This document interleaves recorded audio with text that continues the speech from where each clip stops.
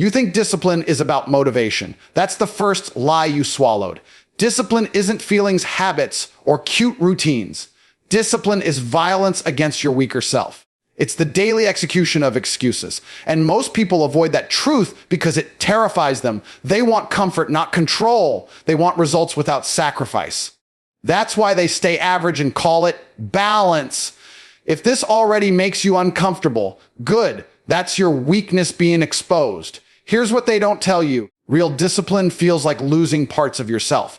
It feels like identity death. The lazy version of you, the emotional version of you, the talkative, distracted, pleasure-chasing version of you has to be strangled slowly and repeatedly. People avoid discipline because it demands silence, isolation, and relentless self-command. No applause, no validation. Just you versus your impulses. Most men lose that fight before it even starts. Now listen carefully, because this is where weak minds completely shut down. Speaking in tongues isn't religious nonsense. It's a power state. It's when your internal language changes so completely that the old you can't even understand the new commands. Weak men negotiate with themselves. Strong men issue orders. When your inner voice stops explaining and starts commanding, that's speaking in tongues. That's when comfort, language dies, and dominance. Language takes over. You don't say, I feel tired. You say, move. You don't say, maybe tomorrow. You say, now. That shift is discipline at its highest level. Discipline is control of language, control of thought, control of reaction. If you still think before you act, you're already behind. High-level men don't debate their own orders. They execute. Speaking in tongues is when your mind stops translating pain into emotion and starts translating it into power. Pain becomes fuel. Boredom becomes training. Loneliness becomes focus. That's transformation. That's identity shift. You don't become disciplined. You become someone who cannot live without control. Most people avoid this because it strips them naked. No personality masks, no victim stories, no excuses to hide behind. Discipline exposes who you really are when nobody is watching. And most men don't like what they see. They'd rather stay distracted than face their lack of authority over themselves. That's why they call discipline toxic or extreme. It threatens their fragile identity. Most men misunderstand discipline because they've been trained to see it as improvement, not elimination.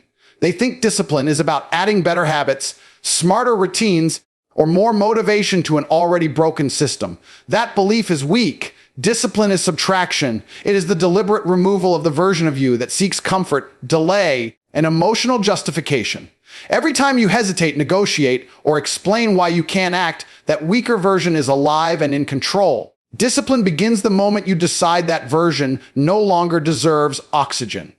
Here's the part people avoid because it attacks their identity. You cannot evolve into a disciplined man while keeping the same internal rules. The man who sleeps in, overthinks, scrolls endlessly, and waits for the right mood cannot coexist with the man who executes under pressure. One must die. And that death is not symbolic. It happens daily in small, uncomfortable moments where you choose action over relief. Each time you act without permission from your emotions, something inside you is silenced. That silence is not peace.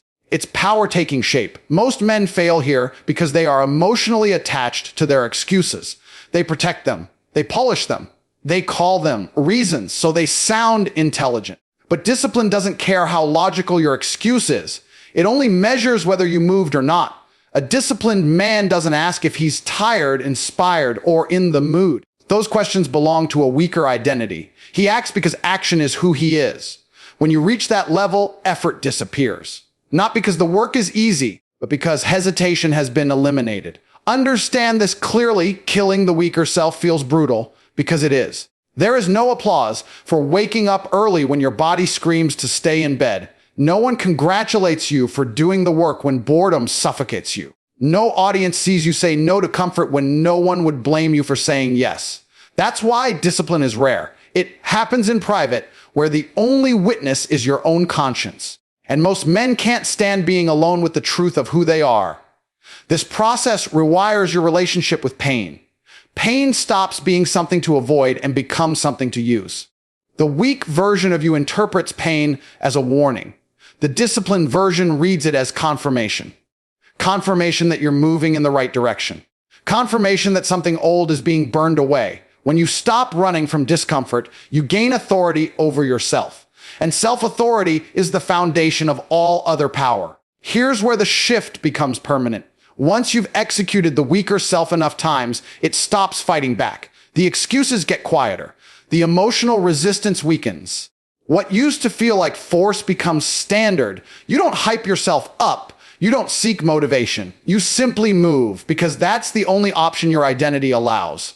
Discipline at this level is not a tool, it's a rule. Break it and you feel immediate internal disrespect. That's how you know the transformation is real. Most people will never experience this because it demands something they refuse to give up: comfort without consequences. They want discipline that doesn't hurt their lifestyle, their habits, or their self-image. That version doesn't exist. Discipline demands payment in discomfort, sacrifice, and consistency. Pay it fully and you gain control. Refuse to pay it, and you spend your life explaining why you almost became something powerful. Most men live their entire lives waiting for permission from their emotions. They wake up and scan their internal state like it's a weather report, deciding what they're able to do based on how they feel.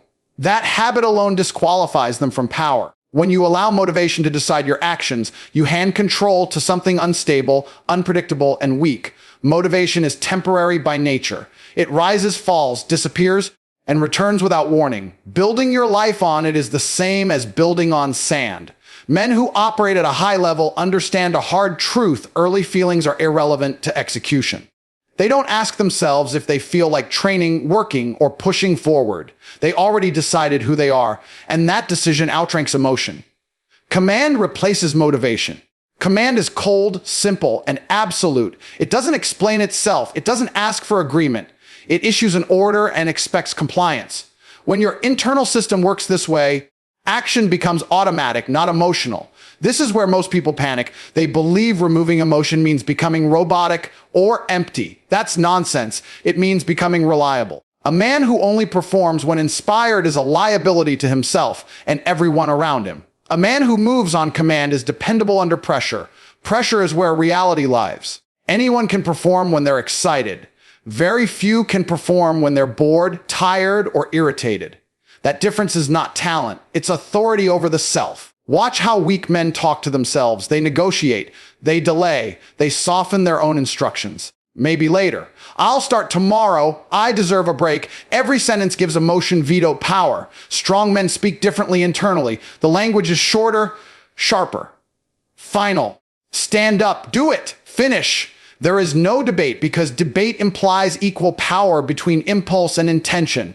Command eliminates that equality. One voice leads. Everything else follows. Once you adopt command, time stops being wasted on preparation rituals. You don't need music, caffeine, perfect conditions, or mental hype. Those are crutches. They train you to associate action with external stimulation.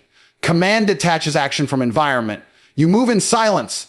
You work in chaos. You perform whether conditions are ideal or hostile. That's not motivation. That's dominance over circumstance. The shift becomes obvious when resistance shows up. The body complains. The mind invents reasons. Fatigue exaggerates itself. This is where motivation-dependent men quit. Command-driven men ignore the noise. Not because they don't feel it, but because feeling it doesn't matter. The order was given. Execution is non-negotiable. Every time you follow through despite resistance, your nervous system learns a new hierarchy. Action sits at the top. Emotion falls below it. Over time, this rewiring creates a dangerous advantage. You stop leaking energy through indecision. You stop burning mental fuel on internal arguments. That energy gets redirected into output. Progress accelerates.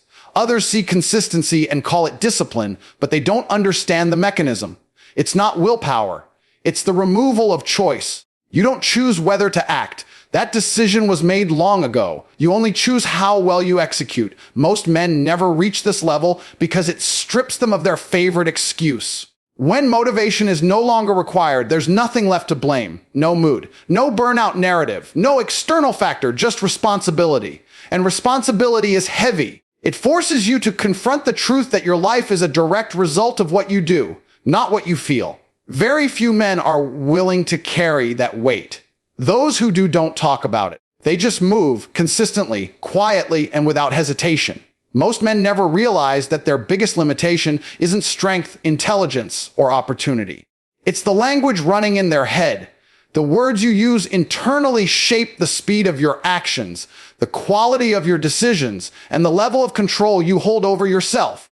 Weak men speak to themselves like they're fragile, negotiable, and emotional. Strong men don't.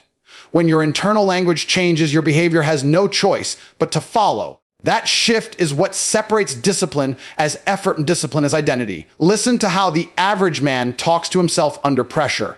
It's full of explanations, justifications, and emotional commentary. This is hard. I'm exhausted. I'll do it later.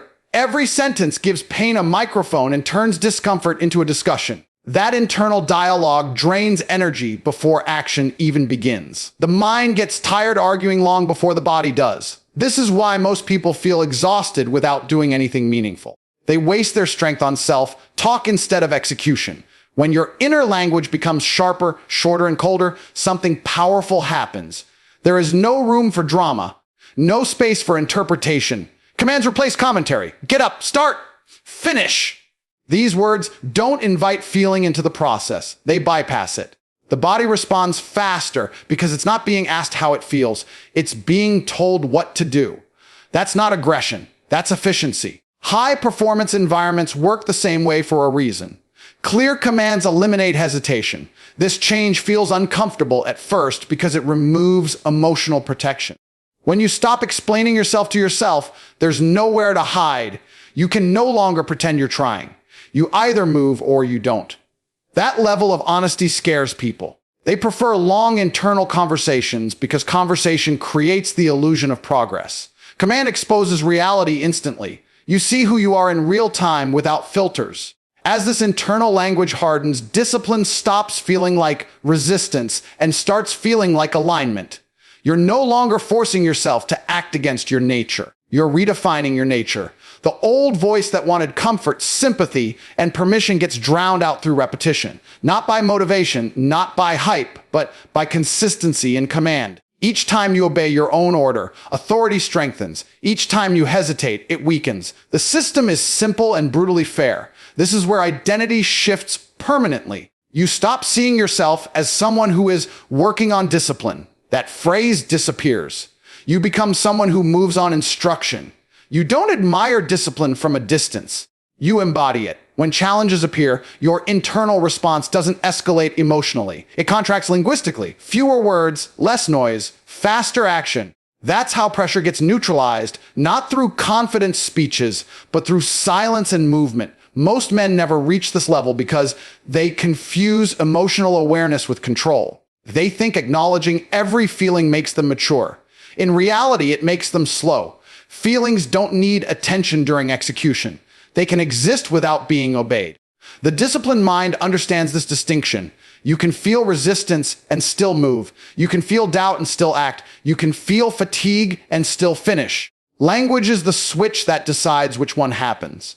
Over time, this internal command structure spills into everything. Your posture changes. Your reactions slow down. Your tolerance for nonsense drops. People notice not because you announce anything, but because your presence feels different. You don't rush.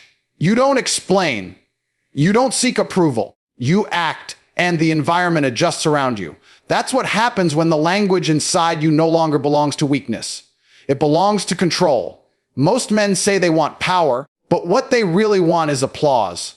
They want progress that's visible, struggle that's praised, effort that's noticed. Discipline doesn't work like that. Discipline isolates you.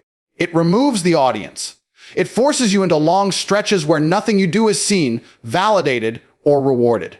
And that's exactly why most men abandon it. They don't quit because it's hard. They quit because it's quiet. Loneliness exposes something brutal without external approval. Most men don't know who they are.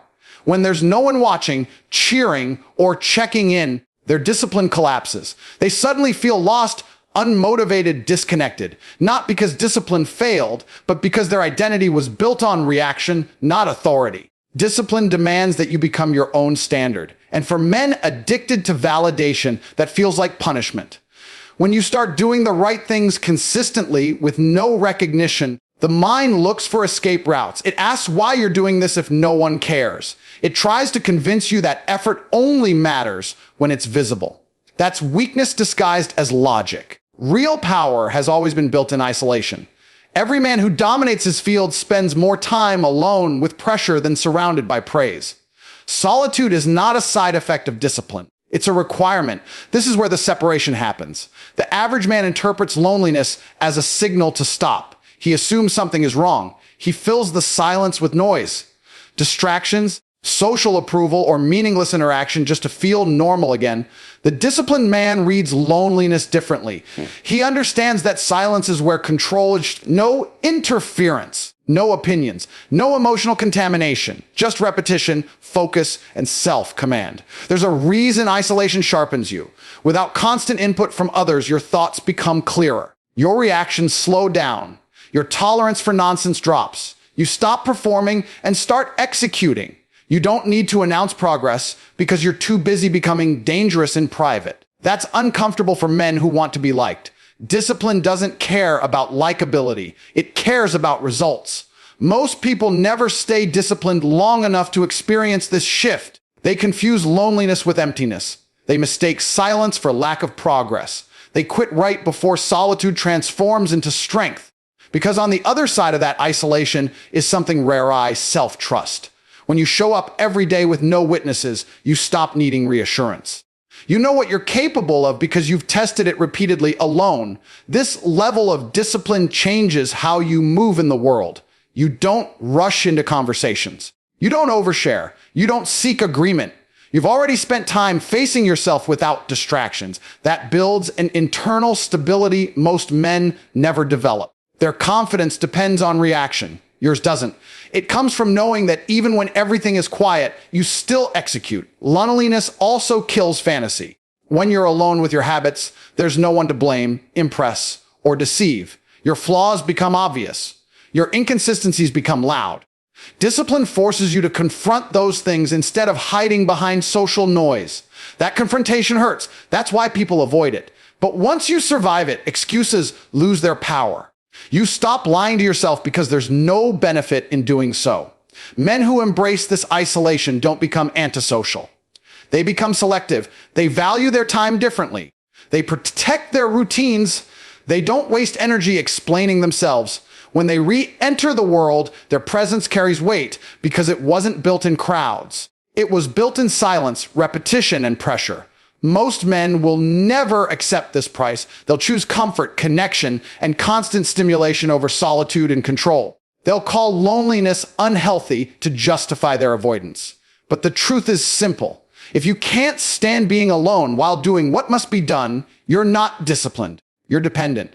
And dependence has never created power. Most men spend their entire lives trying to avoid pain, and then they wonder why they never become dangerous. They treat discomfort like an emergency signal instead of what it actually is: information. Pain is not a warning that something is wrong.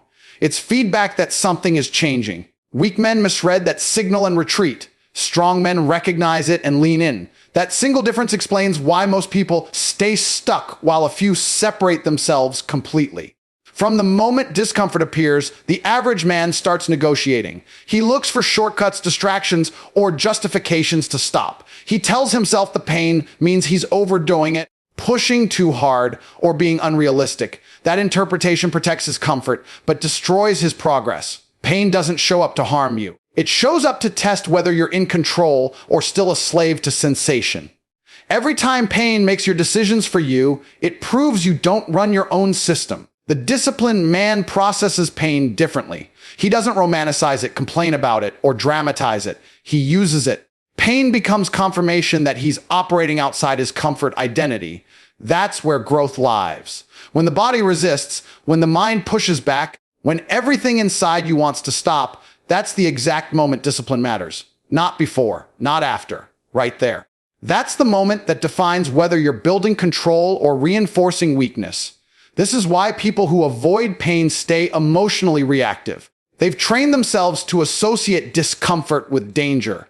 So the second life applies pressure, they panic, overthink, or shut down. They call it stress. They call it burnout. They call it mental health. Sometimes those things are real. Most of the time, it's just untrained resistance. A nervous system that has never been taught to stay calm under pressure will always interpret pain as a threat. When you stop treating pain as a problem, your entire internal hierarchy changes.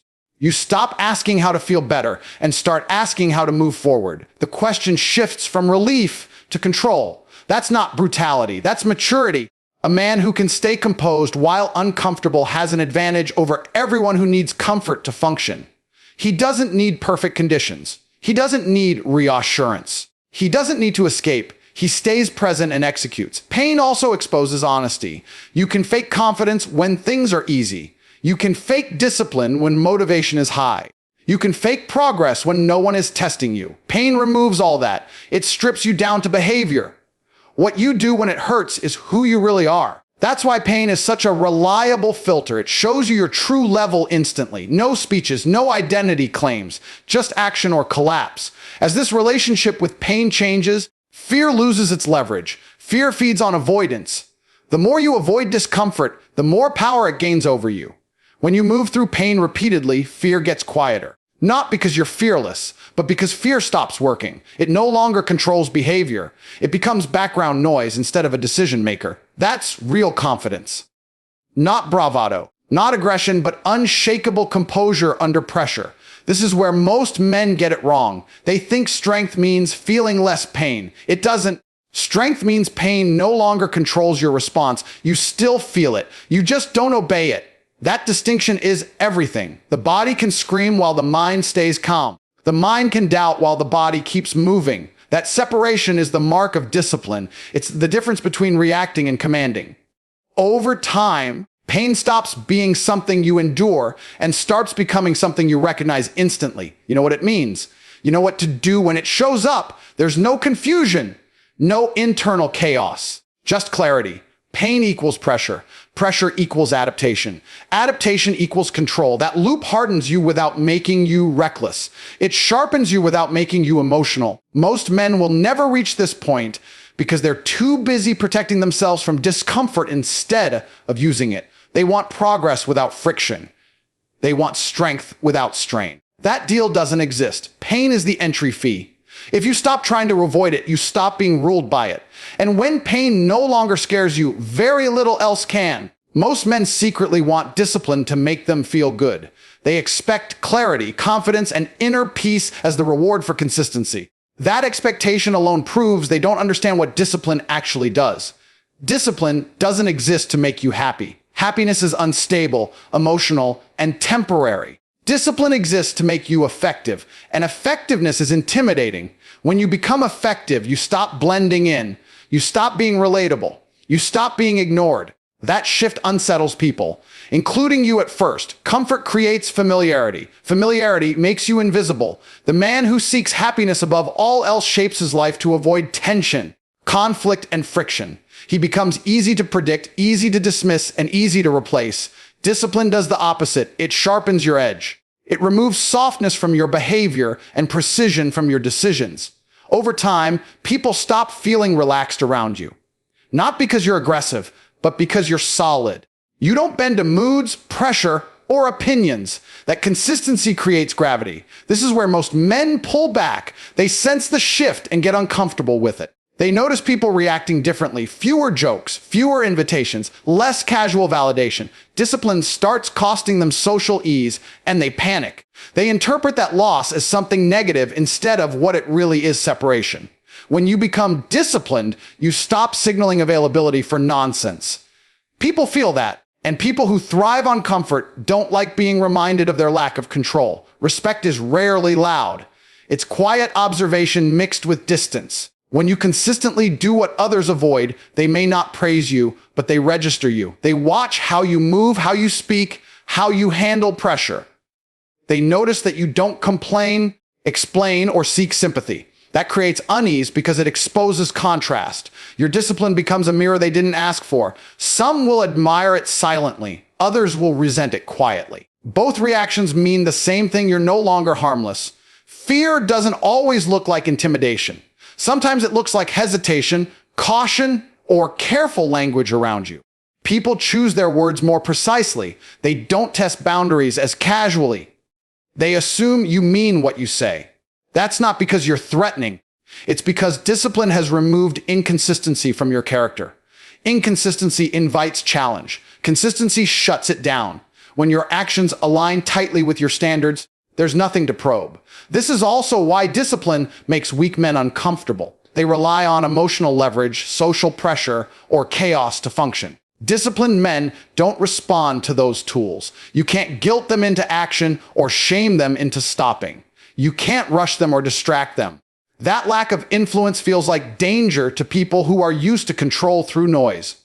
Your calm refusal to be moved becomes a form of dominance without effort. Happiness seekers chase approval because approval feels safe. Disciplined men don't need it because their internal standard is already set.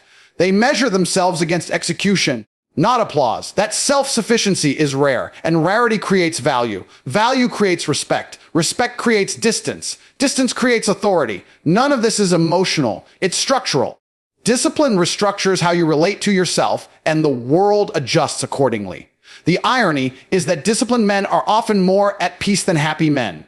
Peace comes from alignment, not pleasure. When you know you will do what needs to be done regardless of circumstance, anxiety loses its grip. There's no internal bargaining, no second guessing, no self-betrayal. That calm confidence is what people feel when they're around you. It's steady. It doesn't fluctuate. And that steadiness commands attention without demanding it. Most men will never choose this path because they're addicted to being liked. They want warmth, affirmation, and emotional ease. Discipline threatens all three. It replaces them with something colder and far more powerful, respect earned through consistency. You don't need everyone to like you. You need your presence to mean something. Discipline ensures it does. Here's the final truth they won't say out loud. Discipline doesn't make you happy. It makes you dangerous. It makes you reliable. It makes you powerful. And power has never been comfortable. If you're still looking for balance, peace, or motivation, walk away now. This path isn't for you. But if you want control, if you want dominance over your body, your mind, and your future, then understand this clearly discipline is not optional. It is the price of becoming someone who cannot be ignored.